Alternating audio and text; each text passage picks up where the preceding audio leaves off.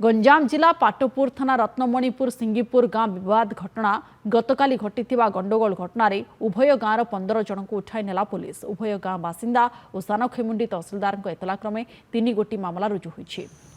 विवादीय स्थल में बीएनएस 163 लागू होइछि। या सहित 2 प्लाटून पुलिस फोर्स मुतयन अछंती। स्वाभाविक परिस्थिति को आनिबा को पुलिस और प्रशासन उद्यम जारी रखिछि। विवादीय जगार हनुमान बाटिका तैयारी करने को नहीं उभय गाँ मध्य विवाद उपजिथिला। निर्माणाधीन हनुमान बाटिका भितर सिंगीपुर गाँवर उत्त्यक्त लोक पशि भंगारुजा करने पर 2 गाँ मुहांमुही होते। पथर टेका माड़ में उभय गाँवर पाखापाखि 10 रु अधिक लोक आहत होते। 15 जन को पुलिस उठाई नहीं। उभय गाँवर 15 जन को पुलिस से घटना उठाई नहीं जमापड़ी। गंजाम जिला पाटपुर थाना रत्नमणिपुर सिंगीपुर गाँ विवाद घटना गतकाली घटिथिबा गंडगोल घटना उभय गाँवर 15 जन को पुलिस उठाई नहीं जमापड़ी। एतला क्रमे 3 गोटी मामला रुजु होइछि। विवादीय स्थल में बीएनएस 163 लागू करा जाइछि। या सहित 2 प्लाटून पुलिस फोर्स मध्य से स्थान में मुतयन रहिथिबा सूचना रहुछि।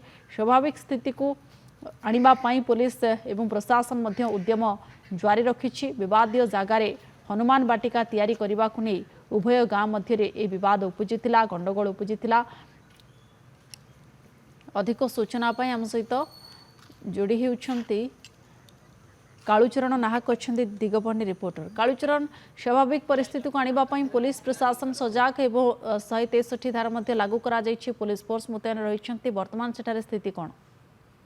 देखो विजयलक्ष्मी जो भाव गंजाम जिला पाटपुर थाना अंतर्गत रही सिंगीपुर और रत्नमणिपुर ये 2 गाँव में बहु वर्ष धरी विवाद लगी रही है।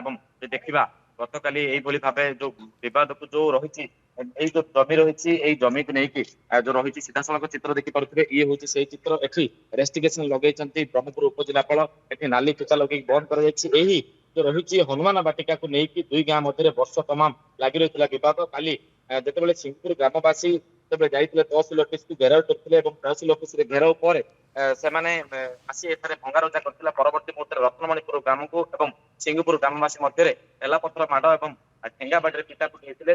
परवर्ती मुहूर्त पाटपुर थाना पुलिस आस्का एसडीपीओ सानखेमुंडी तहसिलदार ब्रह्मपुर उपजिलापाल एवं जो रही गंजाम जिलार अतिरिक्त आरक्षी अधीक्षक पहुंचते। परवर्ती मुहूर्त 5 प्लाटून पुलिस फोर्स पहुंची धीरे धीरे शांत आने ब्रह्मपुर उपजिलापाल घटनास्थल में भारतीय न्याय सुरक्षा संहिता बीएनएसएस 163 धारा लागू कर वर्तमान पर्यंत एठारे 163 धारा लागू होता बेले जो जगह को लेकिन विवाद रही से जगह को भंगारुजा से जगह को रेस्टिगेसन नाली फीता लगे तहसिलदार बंद कर उभय गाँव जो रही तहसिलदार एतला क्रमे जो रत्नमणिपुर गोटे एतला और सिंगीपुर गाँव गोटे एतला को 3टी एतला को भित्ति कर 16 जन को वर्तमान पाटपुर पुलिस उठे नहीं अटक रखी।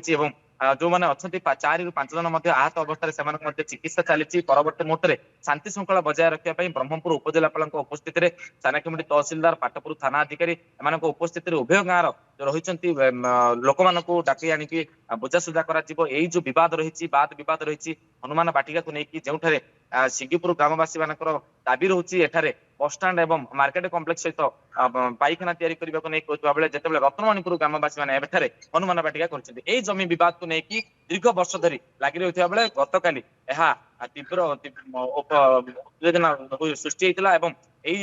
उत्तेजना पर गंडगोल पर गाँव में पुलिस फ्लाग मार्च करछि। उभय गाँव में फ्लाग मार्च करछि, अनाउंसमेंट करछि। 163 धारा वर्तमान पर्यंत लगी। 2 प्लाटून पुलिस फोर्स वर्तमान ये गाँव में मौजूद रही शांति श्रृंखला बजाय रखापी वर्तमान घटनास्थल में पहुंची आस्का एसडीपीओ पहुंची शेरगढ़ थाना अधिकारी पहुंची पाटपुर थाना अधिकारी पहुंची समस्त उपस्थित वर्तमान उभय गाँव में शांति श्रृंखला बजाय रखापी 163 धारा जो लागू रही पुलिस उपस्थित रही उभय गाँव 16 जन को वर्तमान पुलिस उठे उभय गाँव 16 जन को पुलिस उठाई नहीं सूचना रहुछि। वर्तमान जब देखा ताले स्थिति तो स्वाभाविक रही जेतु फोर्स मुतयन होती किंतु आगो को संपूर्ण भाव में स्वाभाविक स्थिति करने चेष्टा जारी रही। धन्यवाद कालुचरण समस्त गुरुत्वपूर्ण सूचना पाई।